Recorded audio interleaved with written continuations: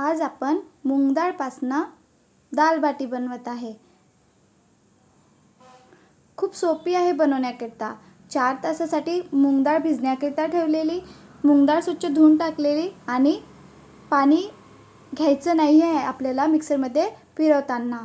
डाळच घेतलेली आहे मिक्सरच्या पॉटमध्ये आणि डाळ फिरवून घेऊया।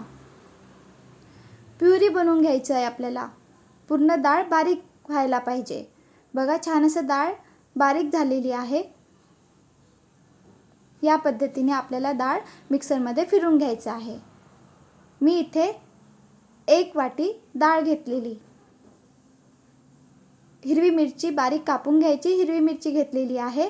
ओवा घेतलेला आहे। चवीनुसार मीठ घेऊया। हिरवी मिरचीचं प्रमाण कमी जास्त करू शकतो। वेगळ्या पद्धतीने आजची डिश बनवत आहे। लाल तिखट टाकलेला आहे। तीळ टाकल्याने डिशला छान चव येत असतं। जिरं टाकलेलं आहे। हळद थोडीच टाकायची डिशला कलर येण्याकरिता। आणि कोथिंबीर टाकूया। फार जास्त कोथिंबीर नाही टाकायचं आहे। बारीक कापून कोथिंबीर टाकायचं आहे। आणि गव्हाचं पीठ टाकलेलं आहे 1 वाटी। मूग डाळ आणि गव्हाचं पीठपासनं आजची डिश बनवत आहे। पोहा खायच्या चम्मचनी 2 चम्मच तूप घेतलेलं। तूप मी विरघळून नाही घेतलेलं आहे। आणि छान असं पीठ मळत असतो त्याप्रमाणे गव्हाचं पीठ चपाती बनवण्याकरिता मळत असतो त्याप्रमाणे आपल्याला पीठ मळून घ्यायचं आहे। बघा छान असं पीठ मळून झालेलं आहे। मूग डाळमध्ये किती प्रमाणात पीठ बसणार त्याप्रमाणे आपल्याला गव्हाचं पीठ घ्यायचं आहे। छान असं पीठ मळून घेतलेलं चपाती बनवत असतो त्याप्रमाणे आता आपण चपाती लाटत असतो त्याचप्रमाणे आपल्याला चपाती लाटून घ्यायची आहे। गव्हाचं पीठ घ्यायचं थोडं आणि छान अशी चपाती लाटून घेऊया। वरून तूप लावूया। ही डिश पौष्टिक आहे खाण्याकरिता कारण आपण मूग डाळचा वापर केलेला आहे। वेगवेगळ्या पद्धतीने आपल्या खाण्यामध्ये मूग डाळचा वापर करू शकतो। पूर्ण चपातीला तूप लावलेलं, वरून गव्हाचं पीठ टाकलेलं आणि आता आपण डिश बनवूया। आकार देऊया। छान असं दोन्ही बाजूनी पॅक करून घेतलेलं आहे। पुन्हा तूप लावलेलं आहे। पुन्हा यावर गव्हाचं पीठ टाकायचं आहे।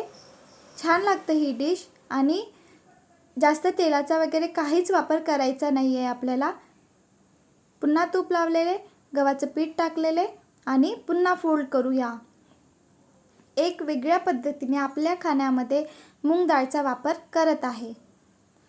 कारण वेगवेगळ्या पद्धतीने डिश बनविले तर घरच्यांना पण आवडत असतं आणि आपल्याला पण आणि आपल्या खाण्यामध्ये मूग डाळचा वापर करू शकतो। पुन्हा फोल्ड केलेले, पुन्हा तूप लावूया आणि गव्हाचं पीठ टाकूया। मी पूर्ण प्रोसेस दाखवत आहे की कशाप्रमाणे बनवत आहे। छान लागतं ही डिश खाण्याकरिता। आणि आता आपण रोल बनवूया।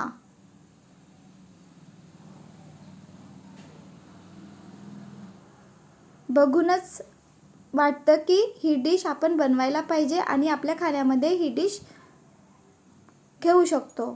रोल बनवून घेतलेला आहे। आता आपण मधून कट करूया। या डिशला आकार द्यायची पण गरज नाही आहे। तुम्ही गोल आकार देऊन करू शकता। मी पॅक करून घेत आहे किंवा याला प्रेस केलं त्याप्रमाणे पण ही डिश आपण बनवू शकतो। आता गोल आकार देऊया आणि ही डिश आज आपण अप्पे पात्रामध्ये बनवत आहे। बघूनच वाटणार तुम्हाला की काय बनवत आहे।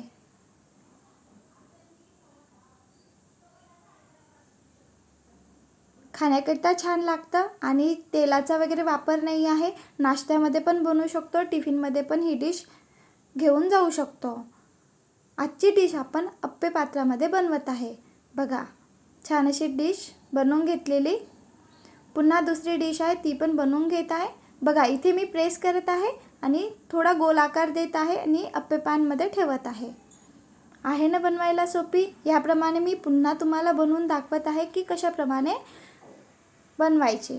जेणेकरून डिश बघूनच वाटायला पाहिजे की आत्ताच बनवायला पाहिजे आणि आत्ताच खाण्याकरता घ्यायला पाहिजे.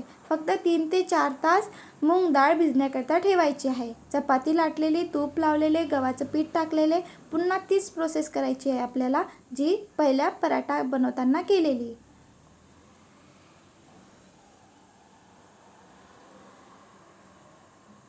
पुन्हा गव्हाचं पीठ टाकूया आणि पुन्हा फोल्ड करूया.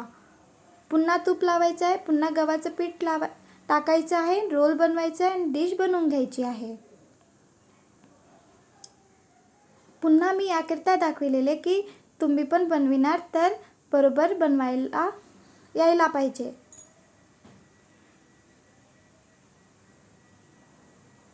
रोल बनवायचा आहे, पोकळ ठेवायचा नाही, पॅक करायचा रोल. बघा, नाही प्रेस केलं तरी चालेल, फक्त गोल आकार दिला तरी चालेल, फक्त प्रेस करायचं आहे. जेणेकरून दिसायला पण छान दिसतं आणि खाण्याकरता पण छान. या पद्धतीने मी पूर्ण दाल बाटी बनवून घेतलेली आहे. छान आकार आलेला आहे ना, बघूनच वाटत आहे. आता आपण अप्पे पॅनमध्ये तूप टाकूया. इथे तेलाचा पण वापर करू शकतो, पण मी आज तेलाचा काहीच वापर नाही केलेला आहे, तुपाचा वापर केलेला आहे. आणि बाजूनी सुरुवात करायचं आणि मध्ये लास्टमध्ये टाकायचा. कारण मधातले जे अप्पे आहे, अप्पे म्हणूया किंवा दालबाटी पण म्हणू शकतो, मधातले जे अप्पे आहे ते लवकर शिजत असतात. झाकून देऊया, पुन्हा पलटून घेऊया आणि कमी गॅसवर शिजवायचं, तेव्हाच आतमधून पण शिजत असतात. मोठा गॅस नाही ठेवायचा.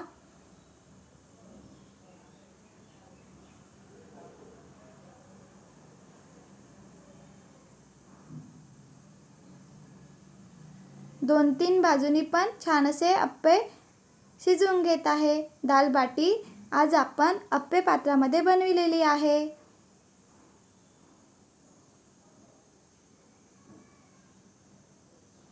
चारही बाजूनी छान असे शिजवून घेतलेले आहे.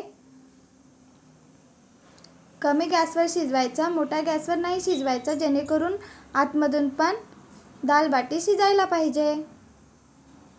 एक वेगळ्या पद्धतीने आपण मूग डाळपासनं डिश बनवलेली आहे आणि आपल्या घरी साहित्य असतं त्यापासूनच आजची डिश बनलेली आहे.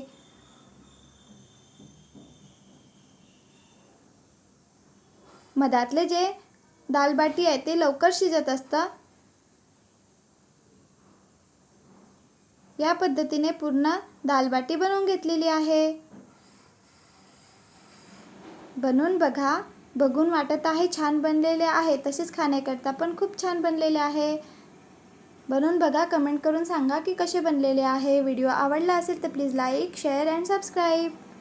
यासोबत सांबार पण बनवलेला आहे.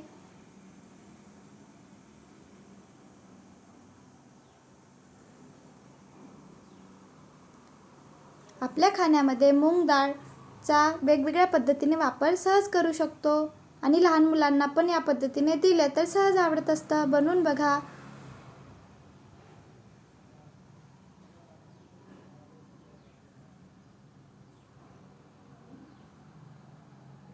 Bye bye.